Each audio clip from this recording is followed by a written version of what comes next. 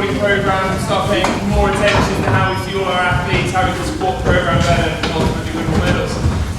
So it gives me great pleasure to introduce Jacqueline Bertwistle, possibly one of the highest academic levels that we're going to have access to. Once she's gone through, there'll be plenty of time for questions at the end, although to be aware that we will be planning another talk on the other side of Christmas that looks at more advanced nutrition as well from more senior athletes going on, or anybody who really wants to develop their education on the topic in that line. So, Jacqueline Bertwistle, thank you. Okay, everybody hear me? Yeah? Okay, thank you. Thanks, Pete. All right, so the title for tonight's presentation is Fueling Success, okay? And I'm a clinical and sports dietitian, so I have a foot in both camps, which is sometimes quite useful. My background, as I say, is in clinical and sport. My current position is a mixture, but I am consultant sports dietitian to the Royal Opera House with the Royal Ballet. So hence on the left you'll see a couple of dancers that you may recognise. We've got Sarah Lamb and Federico Bonelli, who Federico's moved on because he's now retired, and Sarah's still there, but she's coming to the end of her career, and she's now into her 40s. Those of you who go back a few years into rowing, I started off in rowing back in the 90s when a consultant psychiatrist, who also happened to be the lightweight rowing coach for Oxford, said, "Can you help me out? We've got to get these guys down to weight." And that was the start of my interest in rowing, so that was sort of mid-90s. So I then developed an expertise, if you like, and went on to work with the British rowing team. And I retired from the British rowing team just before Beijing in 2007 to have a family. So my experience of working with the British team is really to 2007, although I carried on working with British Rowing as a guest writer. So some of the stuff you may see might be in Rowing Regatta, or it could be online where you can download. Some of the stuff that I've written is actually free still, online, digital. So here we have, I don't know whether people can recognise any of these people up there on the three rowers. Yeah, so we have the men's 8, bottom left, who won gold in Sydney, and I had the great pleasure to work with the men's 8 and their coach Martin McElroy. Somewhere next to Rowley, the Cox on the right, I think is Steve Trapmore, who's still much involved in British rowing as the men's senior coach. Up the top right, we've got Sir Steve Redgrave, Tim Foster, Cracknell, Matthew Pinson, and down at the bottom we have the great Catherine Granger and Kath Bishop, winning silver there in Athens, but she went on to get a gold obviously in London, and she collected another 4 silvers between Sydney and Rio. Okay, so that's a bit of background. Okay, so what I'm going to talk about for the next hour is sports nutrition. But it's a huge topic, an absolutely massive topic.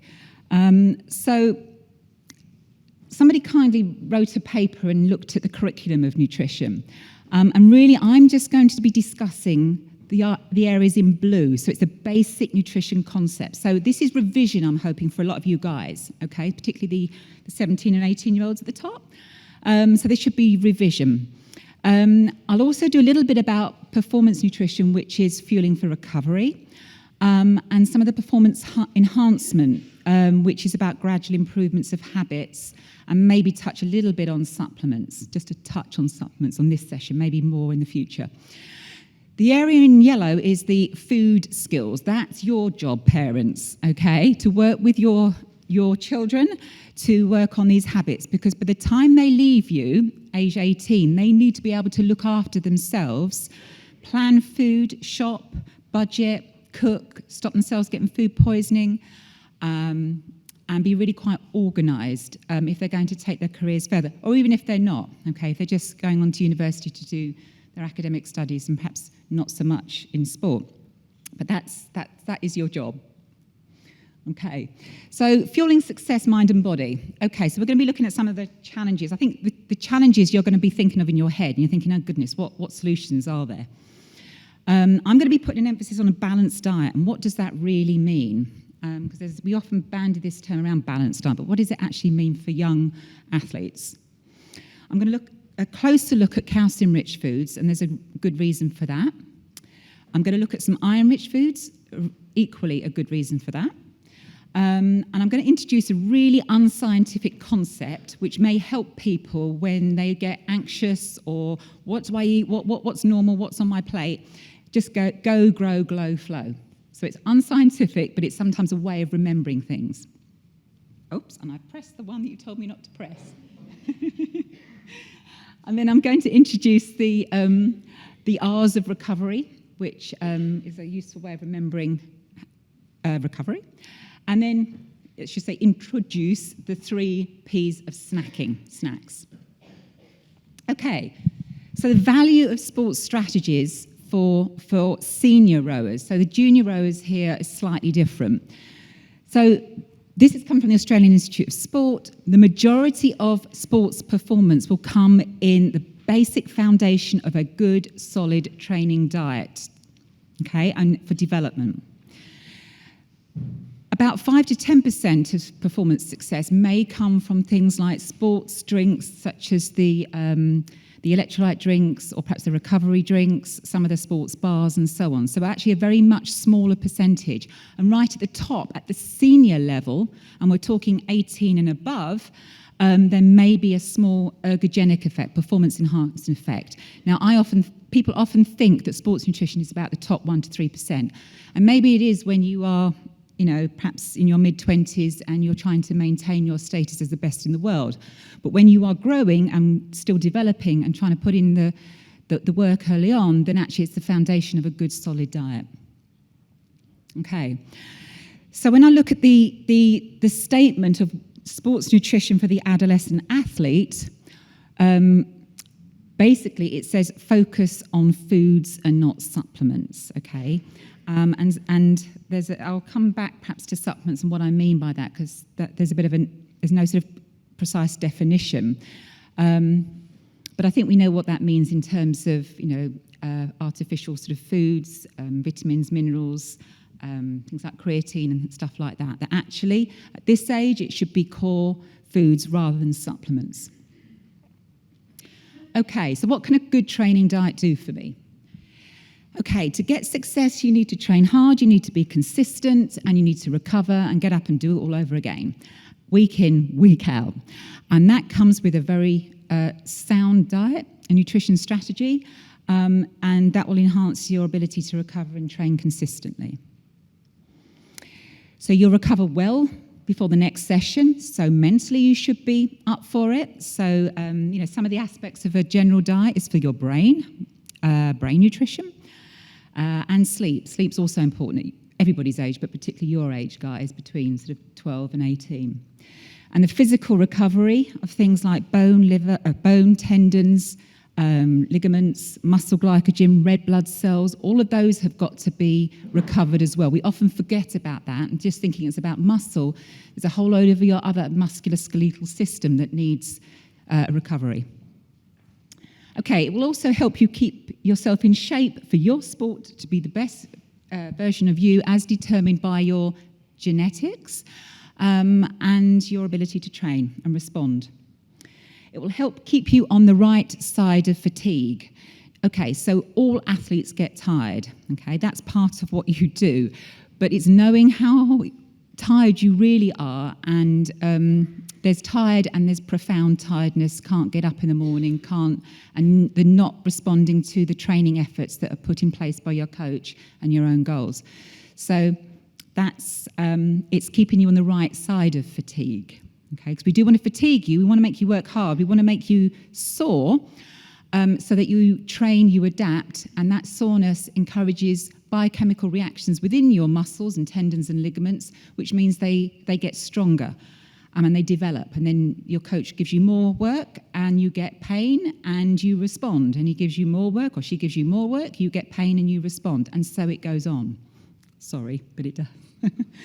Okay, greater resilience to illness, okay, and we've all experienced a couple of years of that, but I'll come on to a nutrient that it's very important in the immune system. And a greater resilience against injuries, particularly bone. Stress fractures, rib stress fractures are not uncommon in rowers. Some of them may be due to the mechanical force that you have to put your body through, but you need a good musculoskeletal system. And so if your bones start to malfunction, then you start to stress fracture, you break, and then you have to take time out of your training program. Okay, I hate this picture. I put red all over it. And I don't know whether there's anyone in the audience from sort of a food, home economics, having to teach this, or PSHE. This is the best model we have, and that's why I've scribbled all over it, because I don't particularly like it, but it is the best model. We don't really have a good model for adolescents or children, and so I want you to ignore things that have been scrubbed out. Okay, so can I see hands up if you recognise this? Okay, so that's good. I used to do these a while ago, and it used to be like dust balls growing. Nobody has seen anything like this. That's good. Okay. So what we have here is this is the Eat Well Guide, formerly the plate model, and you might see it in Australia and as a pyramid, in Switzerland as a pyramid, and in the States as a sort of a plate as well. So you have got the food groups here, and food are put into groups for a specific reason. And the reason they're put into specific groups is because they have certain nutrients that they provide. Okay, so I want you to start thinking about food as being quite complex, not just that's where I get my carbs from. That. So food is more than just nutrients. Okay, so when you think about having a breakfast, you don't think, okay, I'm going to have some fibre with some carbohydrate, with a dash of potassium, a dash of calcium, with a bit of B vitamins, and I'll put some extra B12 on there, and then I've had my breakfast cereal with some Marmite on toast with a glass of orange juice. Okay, you think food, and then you might have to think nutrients. So it's a way of classifying food, and no one food group is more superior than the other. They are all important. You can't get all your 50-odd nutrients plus all the thousands of different colours from fruit and vegetables by just having one food group. What this also does is shows us the balance in terms of, okay, you should be having more sort of starchy carbohydrate-rich foods from your bread, potatoes, pasta and rice, because that's a good carbohydrate. But it will also provide B vitamins when you have some whole grain choices within that. You've also got plenty of fruits and vegetables on your plate through the day, and you've got some meat and alternatives to meat, such as chickpeas, lentils, eggs, fish, tofu, and so on. And so those protein-rich foods will also contain iron and chromium and zinc and all other nutrients. So we think of it as protein, but it also contains other nutrients as well. Then we have a milk and dairy alternatives, and I'm going to spend some time on that food group. And that's a good source of calcium and B vitamins, potassium and magnesium. And iodine, and I'll come back to that one. And then we have a small group which says oils and spreads. Actually, in the more modern versions around the world, that's perhaps a more prominent position, actually, so that you should be regularly including. It looks a bit of an afterthought on this picture. Actually, it is important to choose foods that are high in essential fats. So things like the vegetable oils and the vegetable spreads, perhaps. And you could argue things like nut butters and avocados can be used as spread, but for this purpose, we put avocados in fruit and veg and nuts as an alternative to meat. Okay, let's see if this works. We've also, it says up there, you need to have some fluid. And I put question mark 6 to 8 glasses a day. That's just for the so-called average person, if that person exists. I expect you must get through a few litres of drink a day. Yeah. Often it's a lot, and I'll show you a picture of somebody that sweats a lot, and what that means. So, 6 to 8 is probably the minimum. And here we have at the bottom, we have the foods that are sort of biscuits, crisps, and I want you to think about those as fun foods. They're for enjoyment. They are a normal part of healthy eating, okay?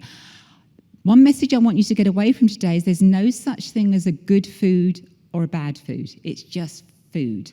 There are good diets and there are bad diets in terms of the way you put it together.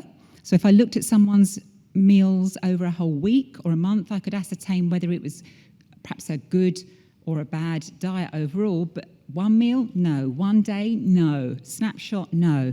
So actually there are no such thing as good or bad foods, but within the food groups you can have better choices. Okay, so that's a key message. So enjoy some of these fun foods appropriately. They are there for social reasons and they can be part of normal healthy eating. Okay, so sometimes when I try and get people to remember things on a plate, I simplify things. So rather than saying, okay, I want you to have carbohydrates, okay, and this food group is the major source of carbohydrate, I would say go, okay? Then I would say grow, then glow, and then flow.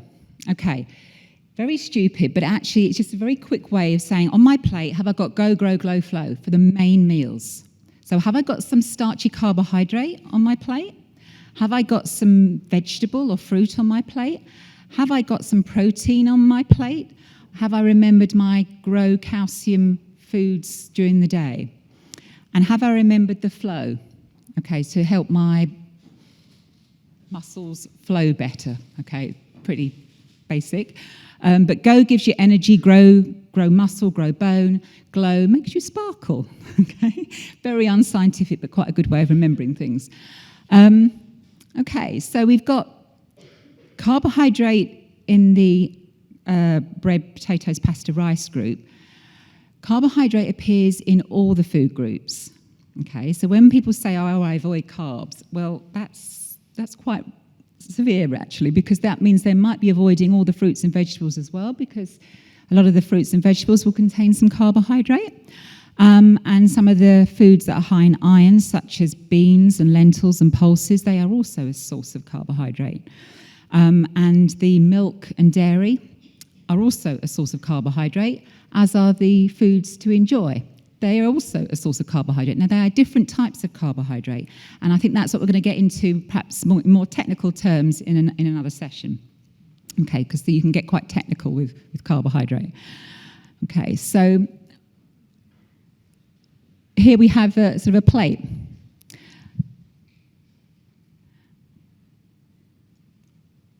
Okay, so hopefully I've gone through the main points. A summary so far.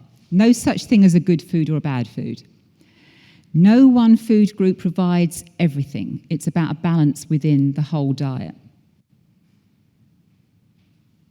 Foods can be put into their main groups depending on the nutrients they provide. Thinking about the food group can help highlight actual or potential problems. So if I know that somebody avoids, not very good at fruits and vegetables, for example, I will know that their sources of vitamin C, perhaps potassium, perhaps folate or folic acid, folate, and other nutrients will be in jeopardy. If I think that somebody is not particularly having much of the milk and dairy, I'll be thinking, okay, what about their protein? What about their calcium?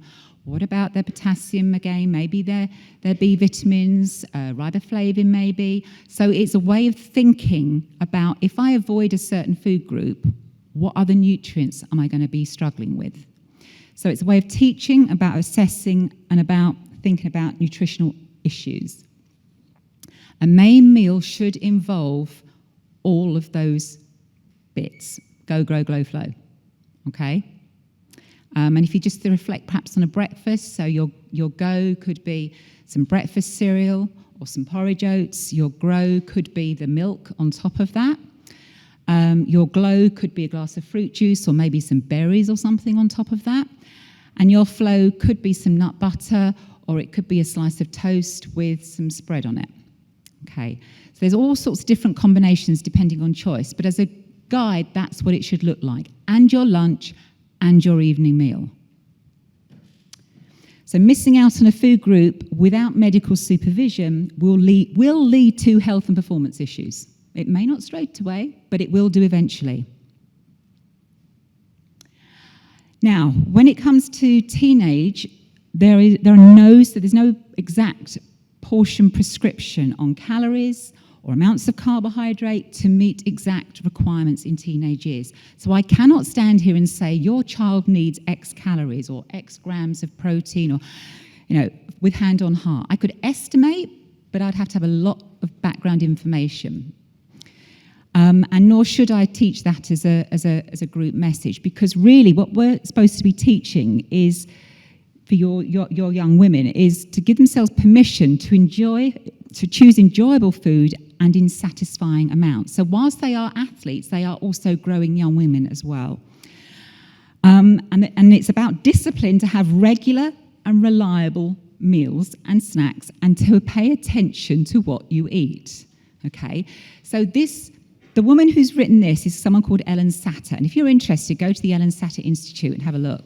Fascinating. She's been around for 30 years. She's an American registered dietitian, and I think I have occupational therapy as well, or certainly psychotherapy.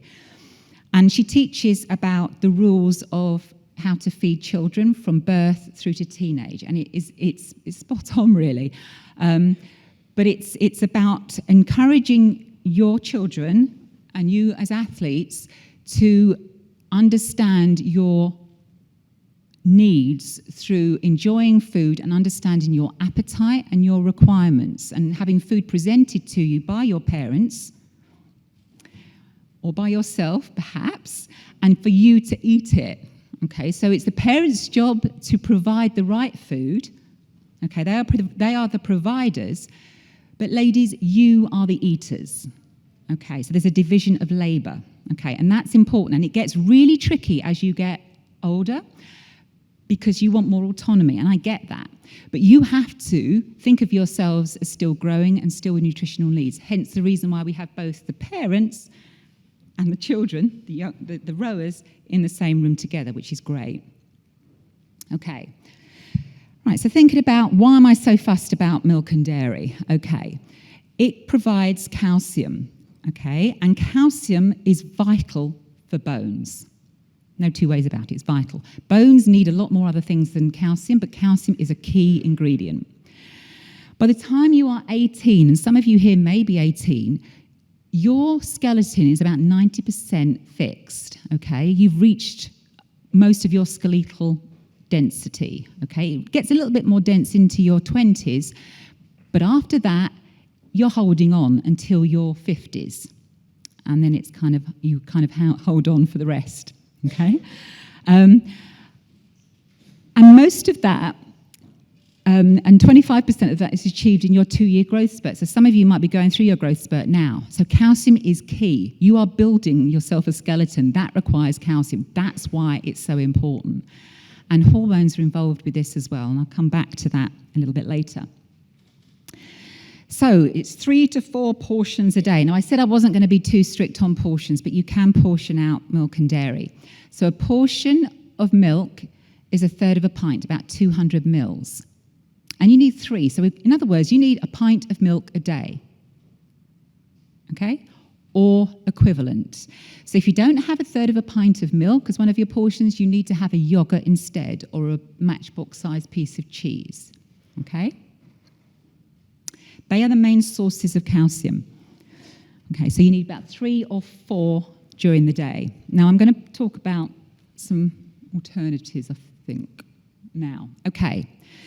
Now, this might be controversial, but I'm going to say it anyway, okay?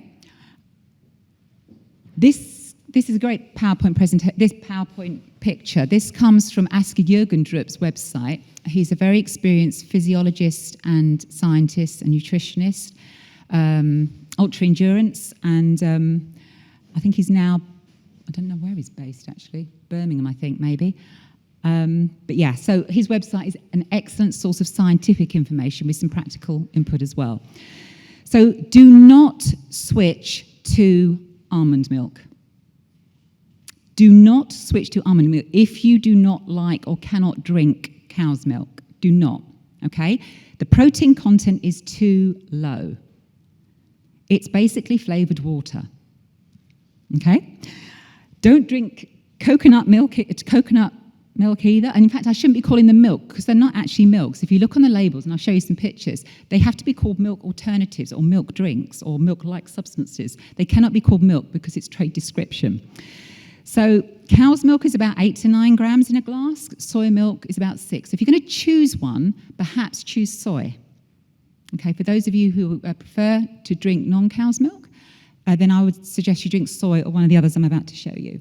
Okay, so these are not milks. And check it out, it says so on the label. There is even one now out there that says this is not milk. Alpro have brought one out saying this is not milk.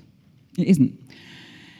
So if you are going to find one, check the label, please, so that it's fortified with calcium, B12, vitamin D, and some other B vitamins, hopefully. Now, some of them are fortified with iodine, and I've put that in red because iodine is the forgotten nutrient, which is essential for women of your age if you're going to go on to have children. Okay, iodine is essential for the growth of the brain of a fetus in utero, and iodine is now being added into the multivitamins for women who are planning a pregnancy or are pregnant. But you need it, guys. You need iodine. It's involved in metabolism and all sorts. But not all of these cow's milk alternatives provide iodine. Some of them do. The Soya Original on the left does, but the Soya Organic doesn't. And the Soya No Added Sugars doesn't. Okay, so you have to be really wise of what you're finding. So look for the Soya Original. The Mighty Milkology, I think, does. The Oatly does. They don't add iodine as such, but they add iodized water to their ingredients, so that gives you a bit more iodine. The Alpro Growing Up drink milk does, but the Almond No Sugars doesn't. And those who are lactose intolerant, you can choose the lactose-free one, which is cow's milk, the lactose taken out. I actually contacted Arla to see whether it does contain iodine still, and they haven't got back to me. I'm pretty sure it would. The reason being is the way that milk is farmed means that cow's milk and fish are the only major sources of iodine in the British diet.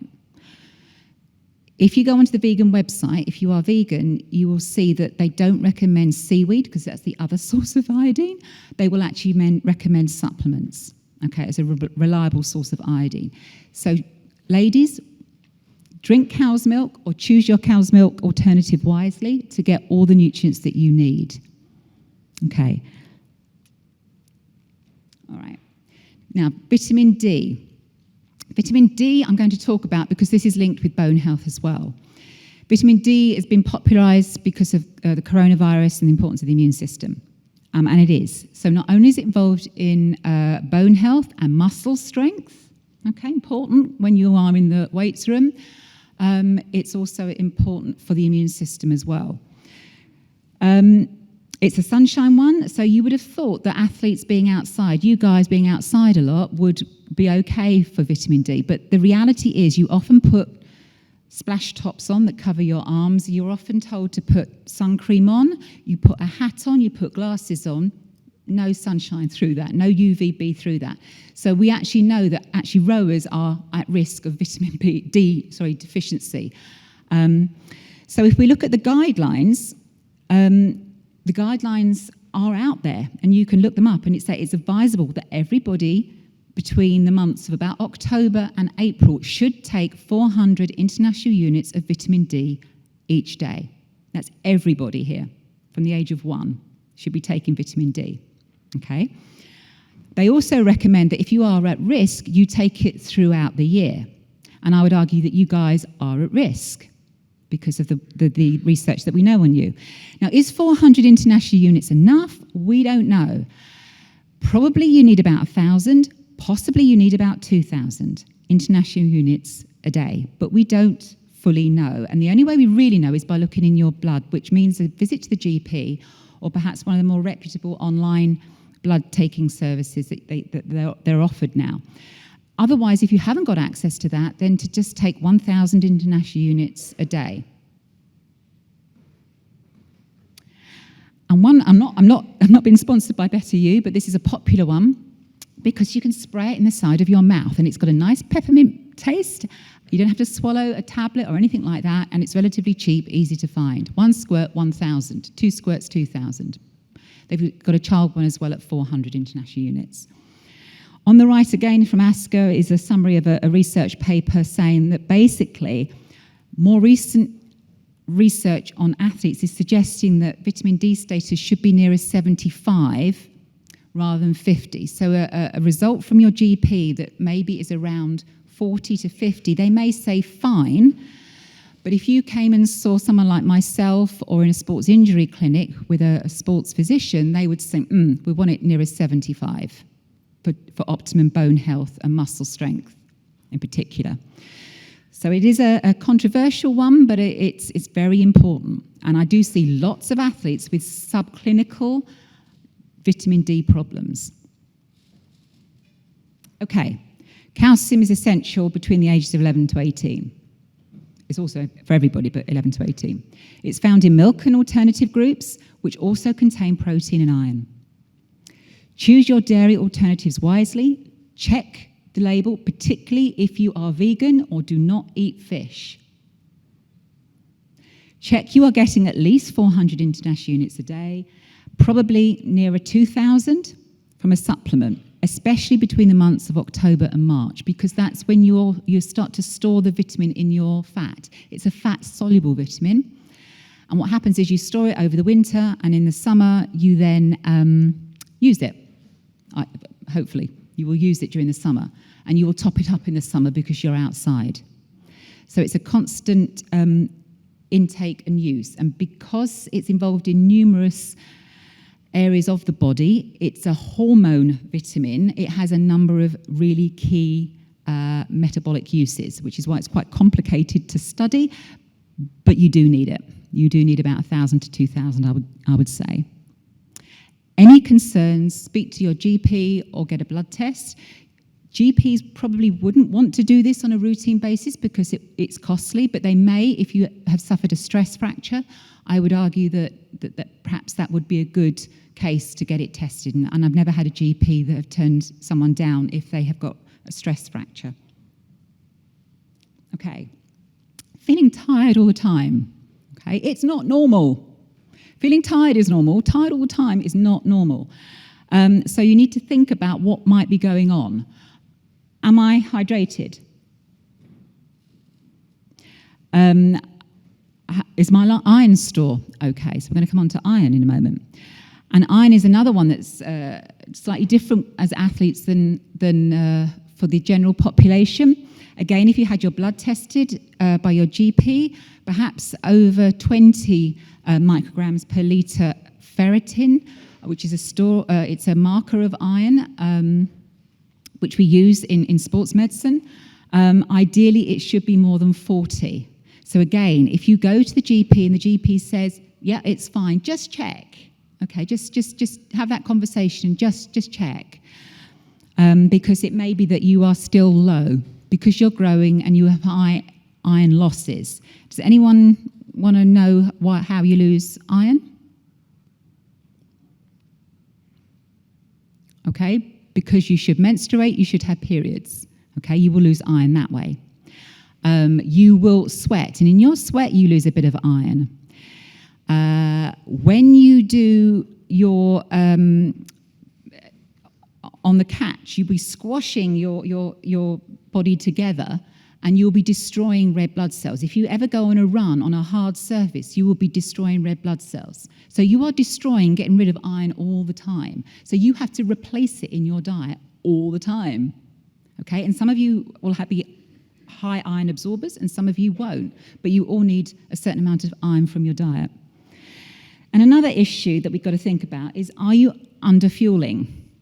Intentionally, because perhaps you are wanting to control your weight or your body shape, or unintentionally because you're too tired, perhaps having a few gut problems, can't keep up with it, trying to decide whether I'm going to do homework or whether I'm going to eat, maybe forgetting your packed lunch,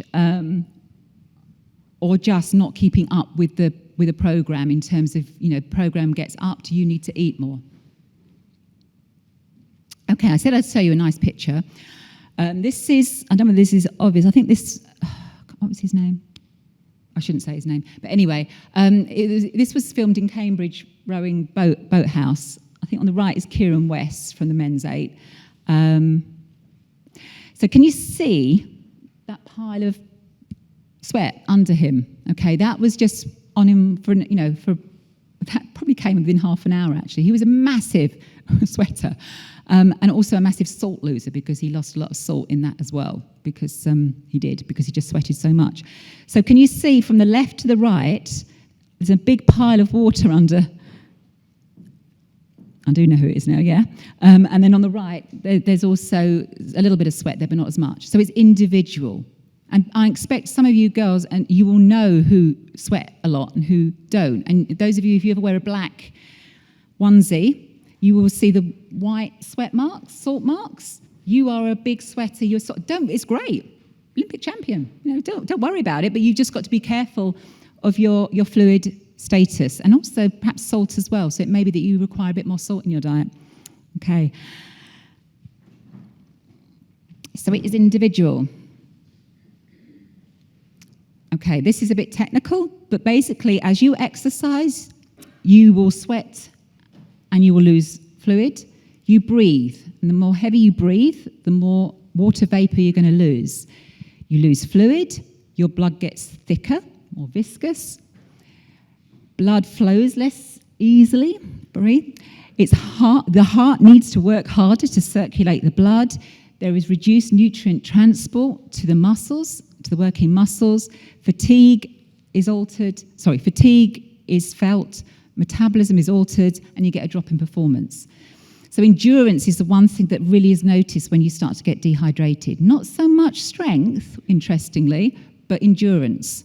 And rowing is a power endurance event. So, if you get dehydrated, it will start to affect you.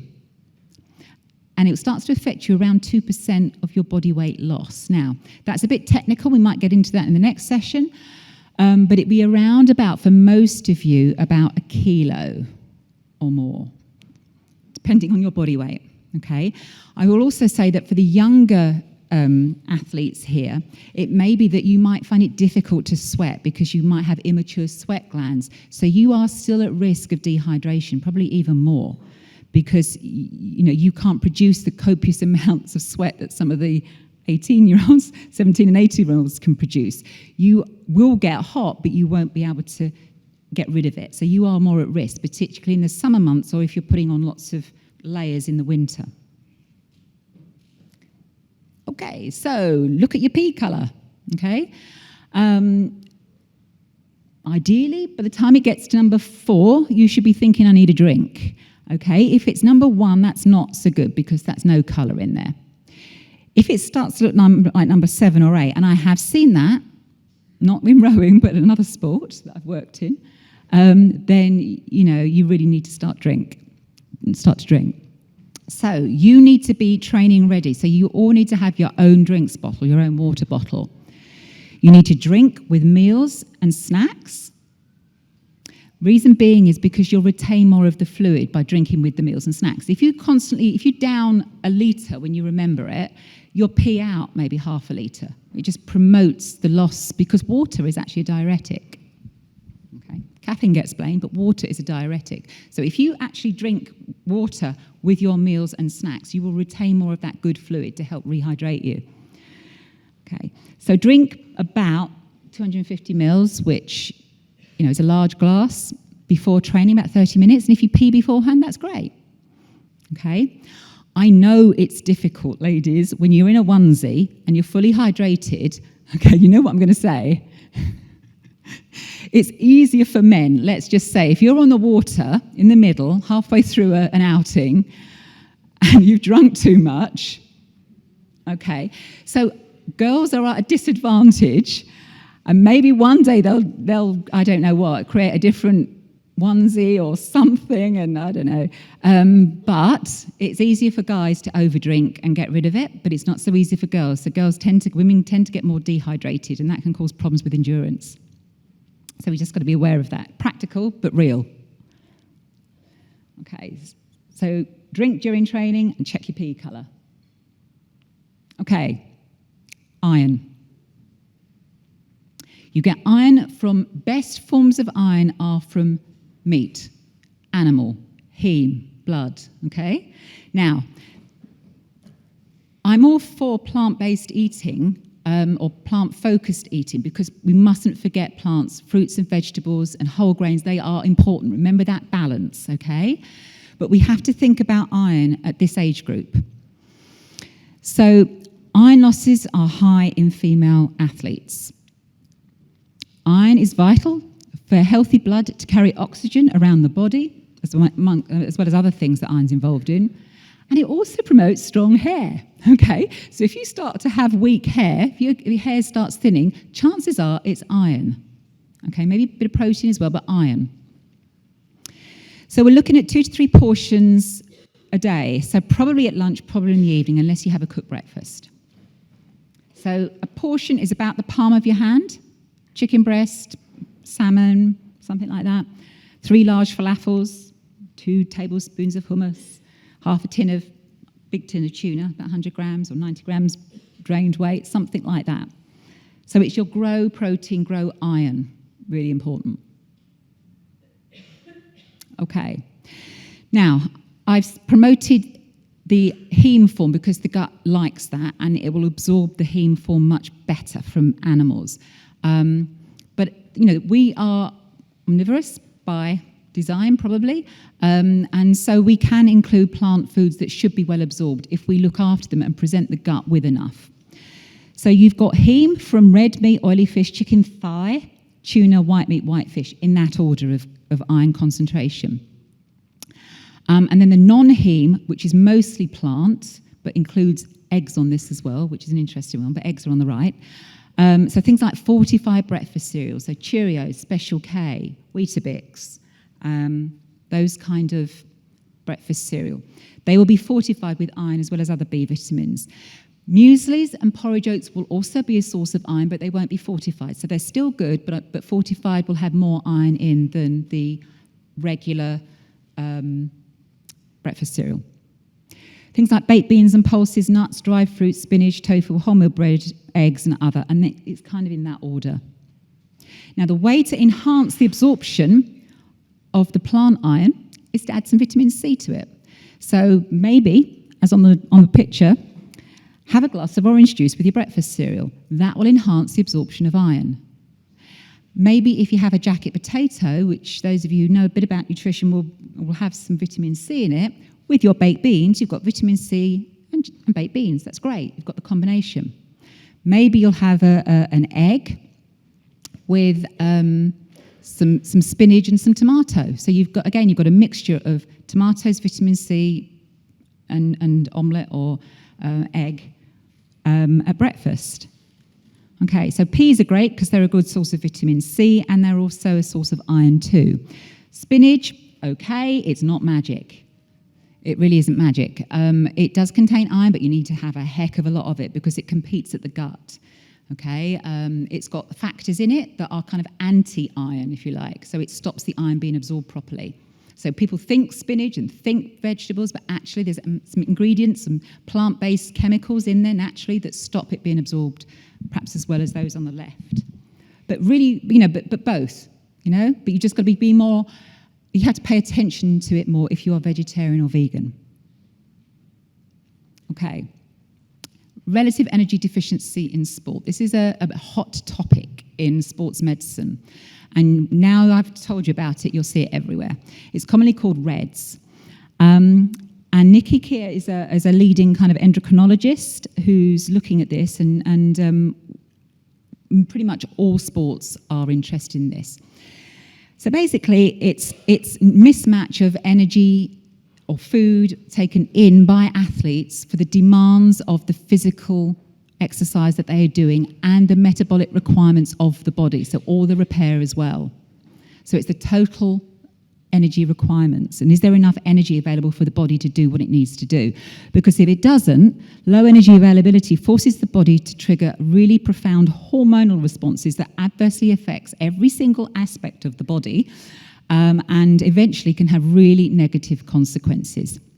Sorry to be a bit of a downer, but it's a real thing, and it can start in teenage years and continue, and it can have effects when they mature into their 20s, which is what we sometimes see in senior sports.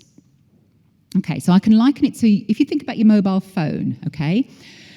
Your mobile phone's running on full battery, okay? You are the mobile phone. You've got full battery use.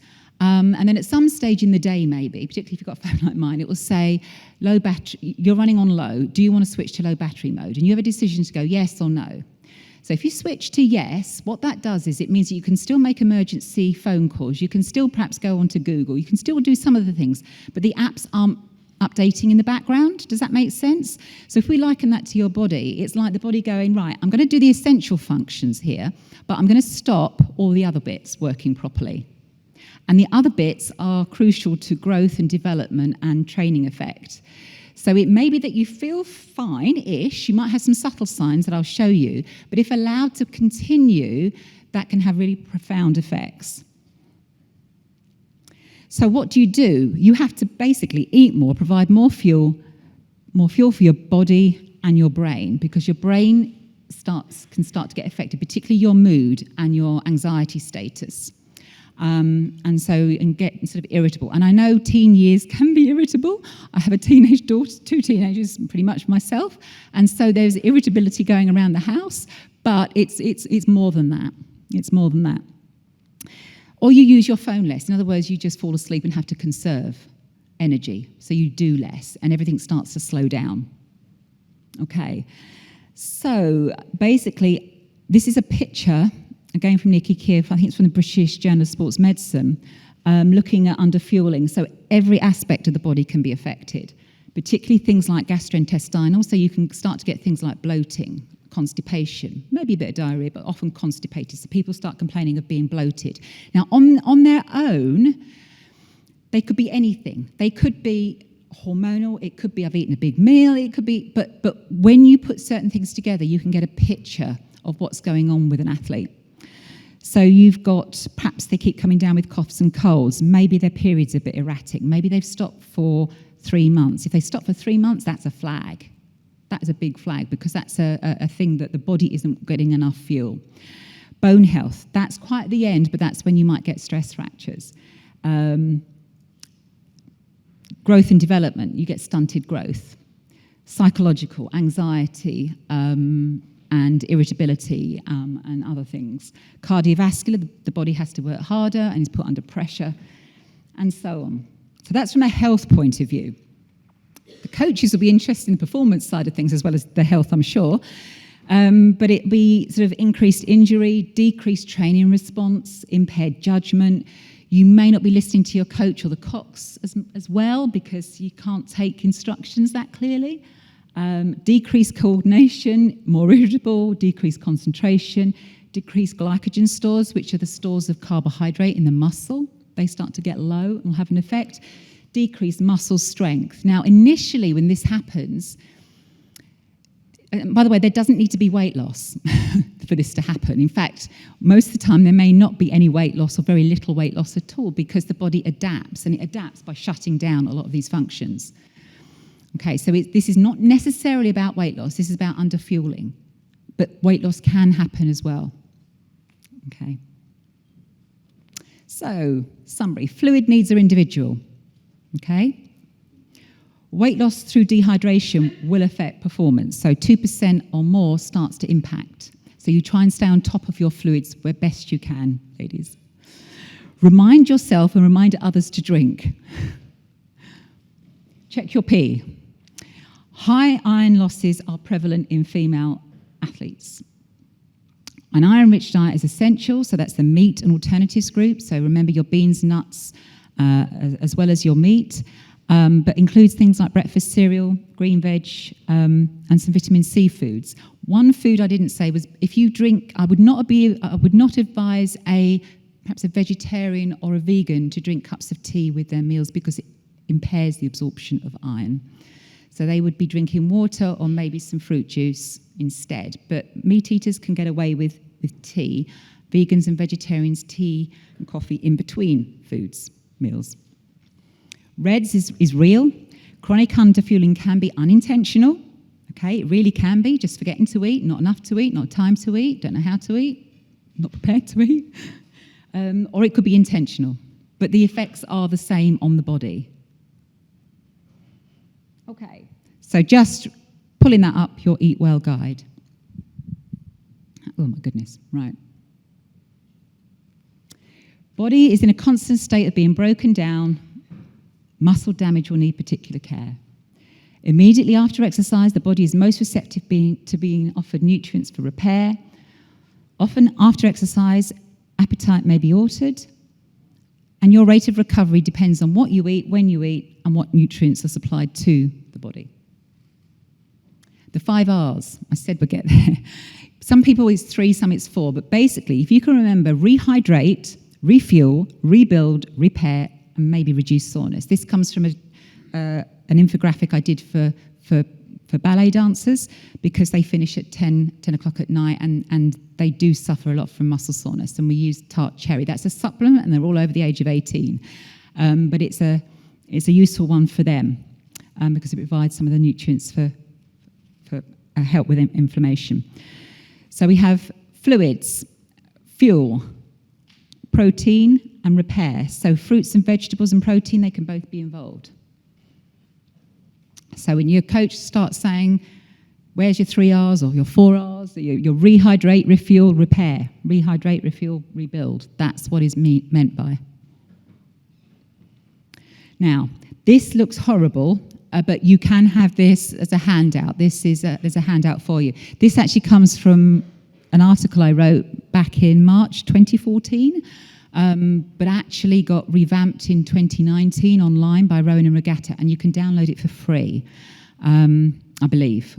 Well, it says you can, so I believe you can, on this. So this was sort of a meal plan for a 65-kilo rower, weight training once in the afternoon. And what you've got here is the suggested meals and drinks on one side and the rationale of why they've been chosen on the other. So this is not fluke, but you just got to remember go, grow, glow, flow, and it kind of works. You don't have to know all the different nutrients, but I put it there because it was an article.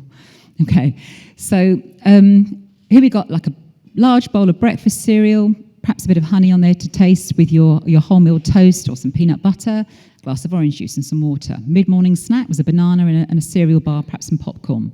Lunch was a pita pocket filled with some avocado, so you've got some glow in there, but you've also got some flow from the fat. You've got some salad, you've got eggs or tinned salmon or kidney beans or some shredded chicken. You've got your low-fat yogurt, so that ticks the calcium box. It also ticks the protein box. Or it could be an out-pro dessert for the milk alternatives. Another piece of fruit. In the afternoon, perhaps a currant bun or some malt loaf with some low-fat spread. Coming off after the weight training, this was sort of knocking back.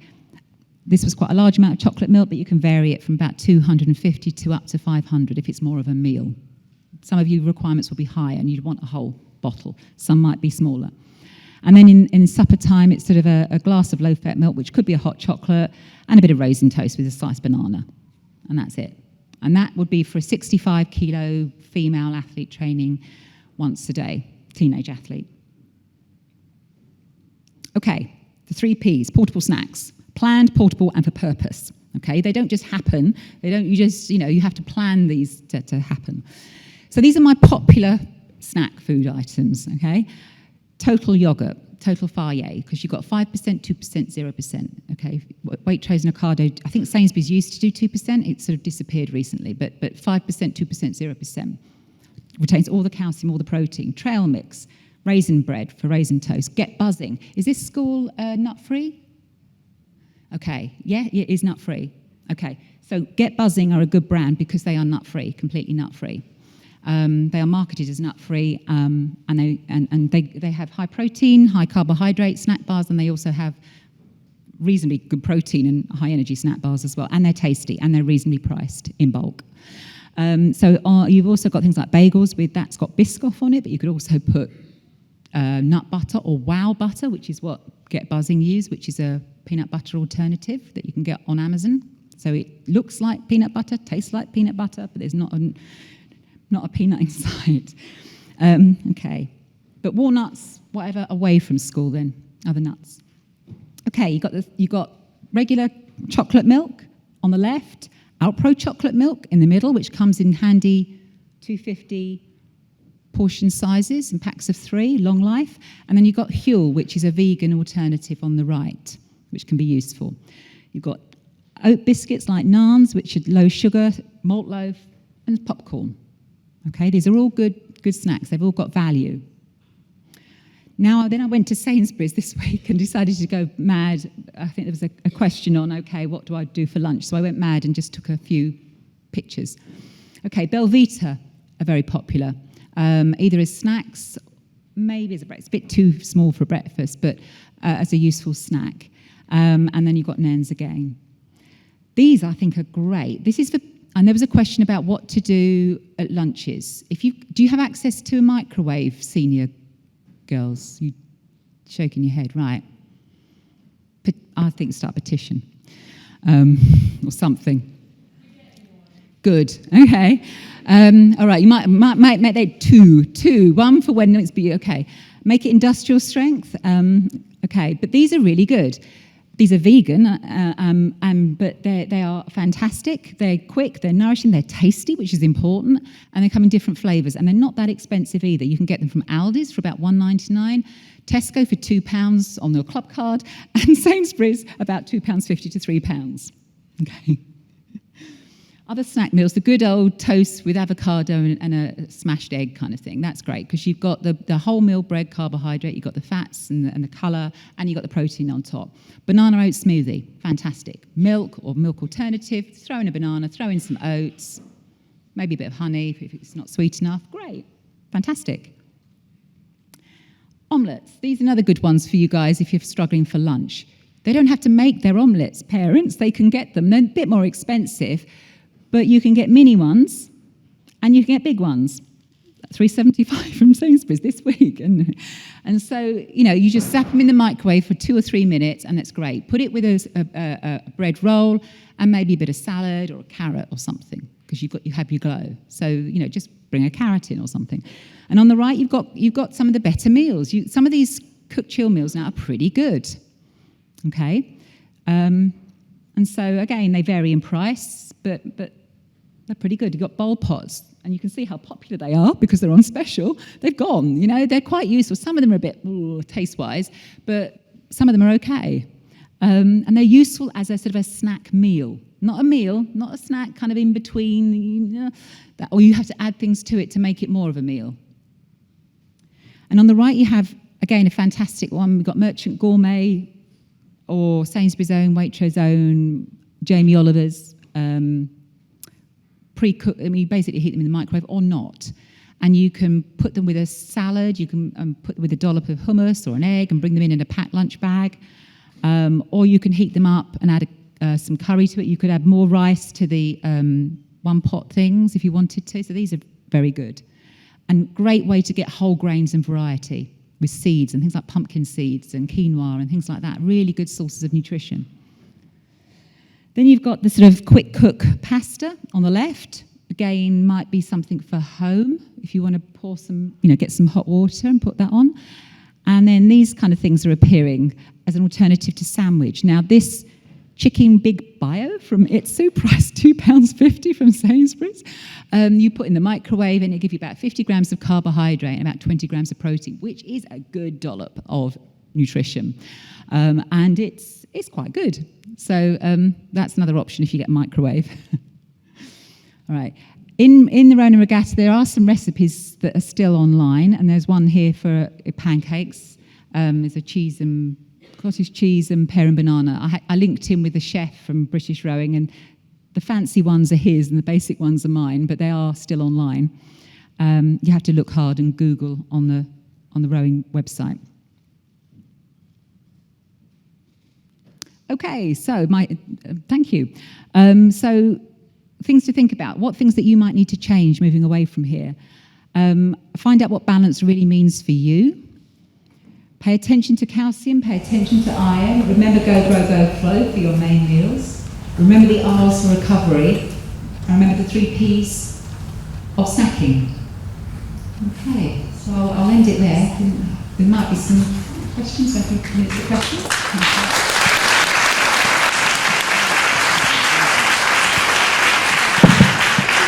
All of that's been recorded and will be sent out. As I mentioned before, there will be another talk a bit later in the year that looks at more advanced nutrition. But we have about 20 minutes for questions. So if you'd like to ask anything right now, fire away.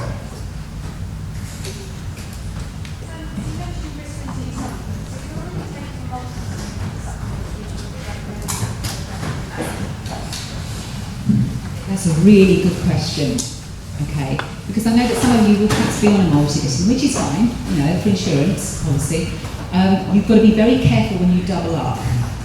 Okay, there is a toxic level of vitamin D. I suspect you wouldn't go over it by having an additional vitamin D supplement on top. But check your multivitamin, and it will tell you 400 or 800, 1,000 or 100%. If it is 100%, it will be about 400 international units. You could add on another 1,000. So you could take more. But if your child's been taking it regularly, like that, it may be that that's enough for them.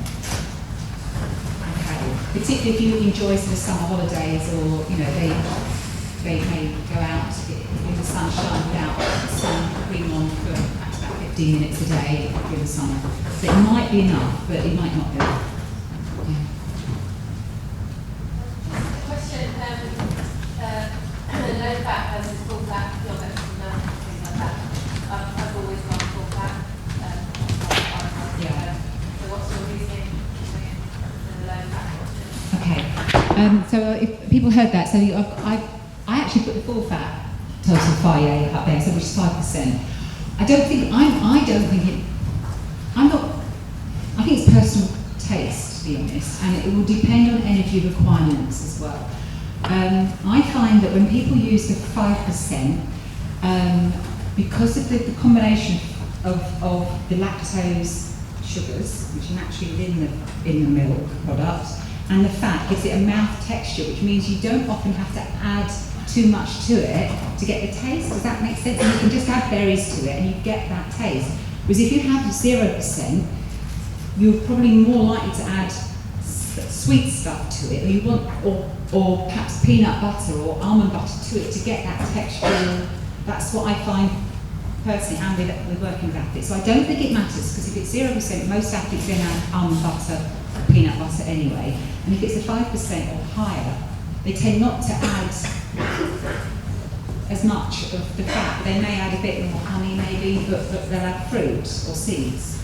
It's quite interesting, but you know, I tend not to promote 0% yogurts. It will be low fat, I don't mind, which is about 3%. So regular activity is about 3% fat, 3 grams per 100 grams. Faye is 5 grams. Proper Greek yogurt is about 10, well, it's not Greek yogurt, but higher Greek yogurts could be about 10 or 12 grams per 100. Which, when I worked in British rowing, absolutely yes, because you're talking 100 kilo guys, and they would put walnuts on and do some honey too. So it depends on energy requirements as well. Really interesting talk, thank you. Went through lots of talks, but I'll ask 2 questions if I may. One is that one of the problems with people about diet is that there's a blizzard of information about how much we need different nutrients. You've made some very interesting points today, giving some people how we might think about that.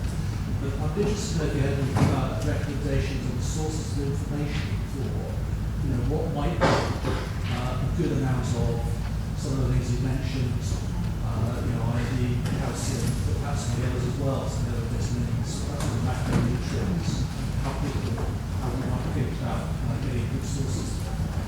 And then just one other quick one I'm talking about ideas. You made a very interesting point about eating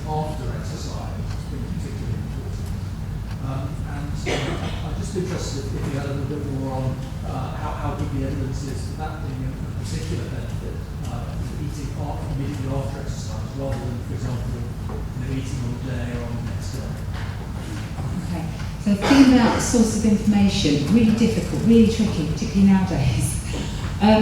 If you're looking for good, first of all, I would always say, you've got to, you need to look for somebody that's got either RD at the end of the article, which is registered dietitian, or SENR, which is Sports and Exercise Nutrition Register, or a registered nutritionist. Okay,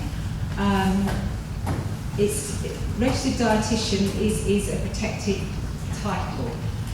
The others aren't. So you can still get good and bad dietitians and that stuff, but at least you've got a legal qualification to talk about nutrition.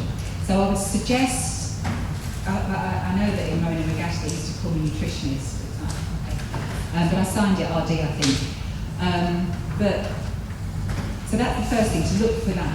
And that RD is throughout the world.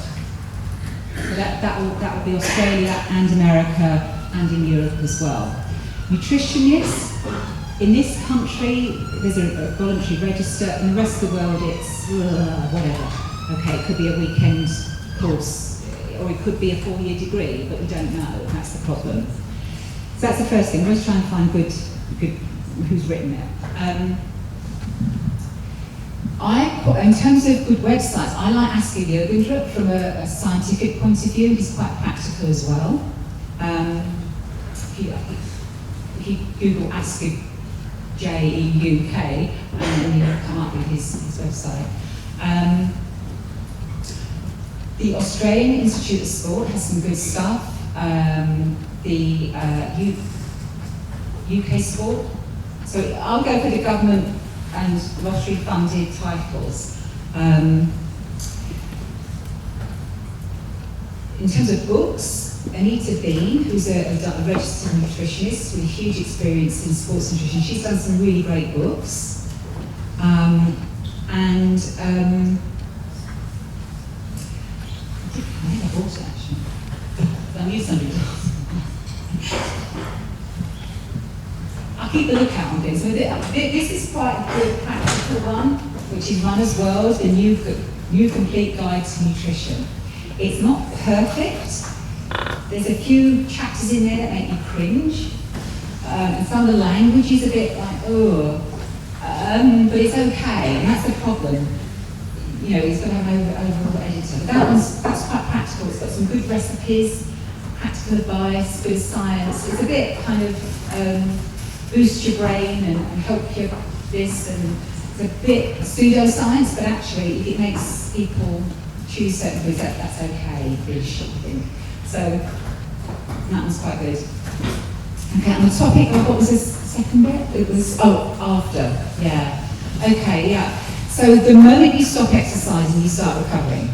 So the moment you stopped in your boat, girls, the body started to try and recover. And so what you eat and drink after coming off water, coming out of the gym is important.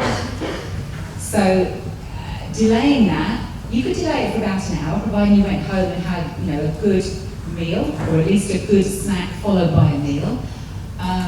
But the longer you leave it, the more likelihood you are not going to repair properly or rebuild. So it's rehydrate, rebuild, refuel, rebuild, repair, reduce soreness. So you just delay it. And then you might lose your appetite anyway because you're so tired. So there is some good scientific evidence about the speed. And I'm not saying the moment you stop, you start, but some will say within half an hour. I'm a bit more generous, but within half an hour you should start the recovery refueling process. Yeah. Do you subscribe to the theory that it's better to eat more earlier in the day? Or do you think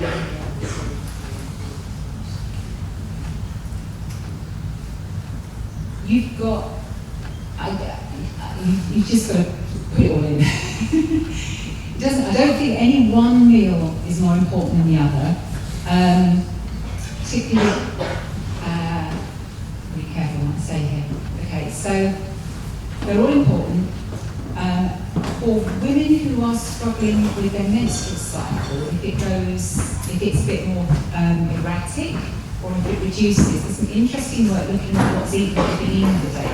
So if somebody goes out and exercises before breakfast and then doesn't really eat till later, it's more likely to have, it seems to have more of an effect on the menstrual cycle in a negative way on the whole. So eating earlier seems to be better.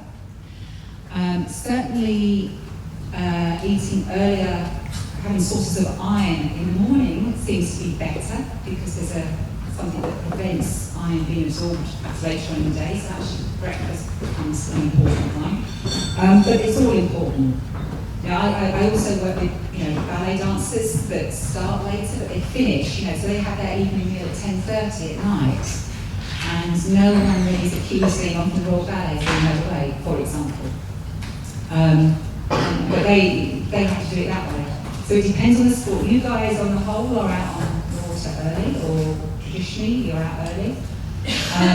So that may be a small breakfast or maybe not breakfast, but you then have your first breakfast and maybe a second breakfast. So it depends.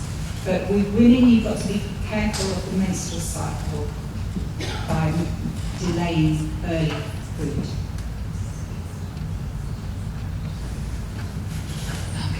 But when you say early morning training, what do you recommend by eating in the morning? If you're waking up really early, it's quite hard to eat a lot of food early in the morning. So maybe is it eating a big meal the night before help?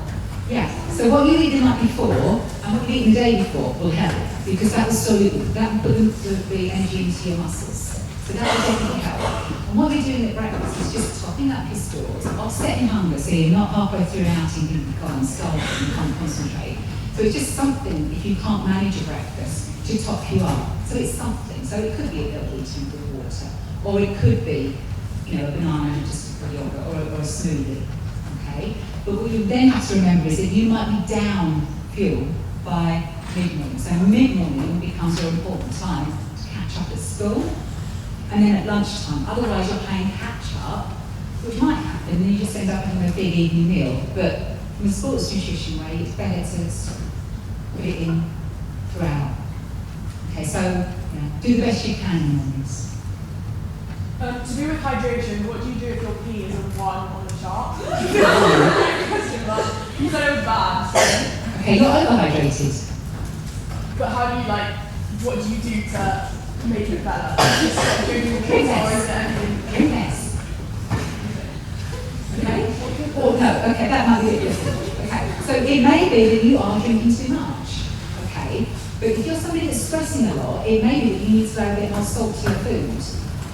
Or you need to drink your fluids with your food to see if that helps with retention. But it shouldn't be completely clear, and you shouldn't be constantly going, because it's not inside you then. There's no point of drinking that, it's coming straight out, because it's flushing things out of you. So either, it might be worth recording what you're doing, and just seeing, but it may be that you... That's why, sports nutrition, it doesn't have to be low sugar, low salt. Okay, it's some sugars, added sugars, the palatability and increase of carbohydrate, and some salt food, and it's a lot more for some people, which could be through food or could be through drinks. Yeah. If you don't sweat as much, does that mean you're dehydrated? No.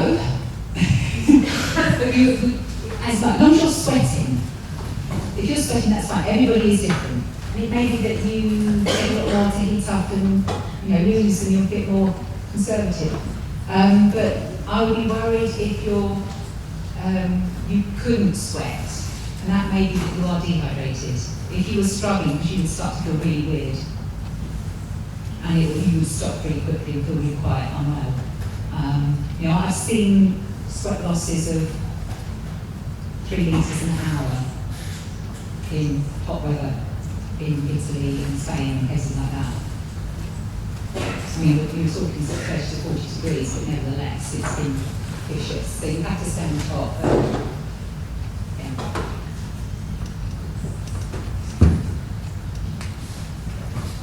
During the menstrual cycle, is it important to change the portions of things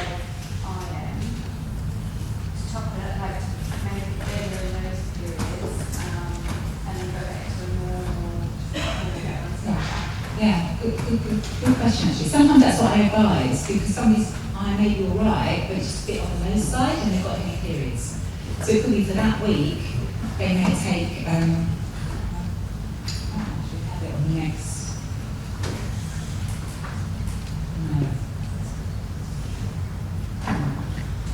No. There is a council one, so it's behind the council one, it's quite good. It depends, but I would say get it checked if it was low, but you could actually have, you can get over the counter ones that are fairly low, that will be harmless. It's about 14 milligrams, this is what they rate 100%. So it's something like ferrobin or Floridex or spa water. But if there are genuine concerns that periods are heavy and someone's skin, nails, hair is looking a bit and tired all the time, can't get up in the mornings, go to bed on time, then get it checked.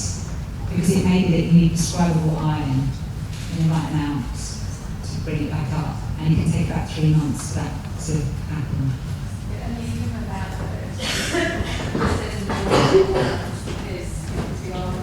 Yeah.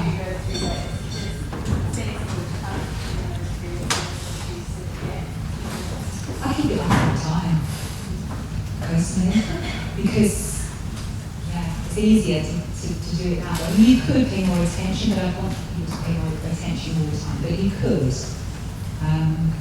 You could say, right, my week I'm going to have red meat, and the rest of the time I'm going to have white meat or plant-based.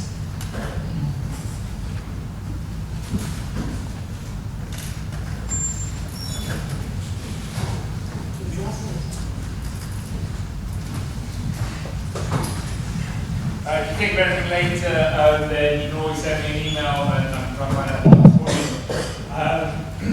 But as I said, we'll be sending out this recording. Information will be made available if you need it. That's it. Thank you so much for coming.